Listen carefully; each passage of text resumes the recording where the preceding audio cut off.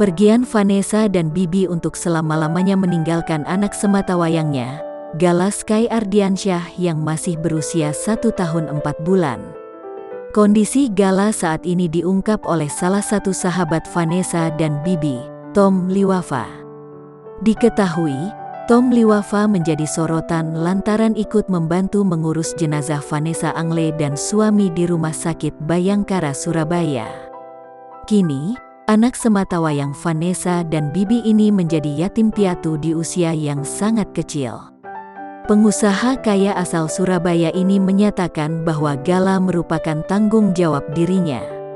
Ia mengatakan bahwa kesuksesan anak Vanessa dan Bibi menjadi tanggung jawabnya dan sahabat lainnya. Hal itu ia lakukan karena sikap Vanessa Angle dan Bibi Andriansyah selama hidup kepada para teman pengusaha yang dinilai sangat baik. Tom Liwafa pun berjanji akan mengawal Gala sampai menuju kesuksesan di usia dewasanya. Namun untuk hak asuh anak, Tom menyebut hal tersebut bukan merupakan kapasitasnya. Akan tetapi, untuk kelangsungan hidup anak Vanessa dan Bibi, ia menyatakan akan bertanggung jawab dan mendukung Gala hingga mencapai kesuksesan.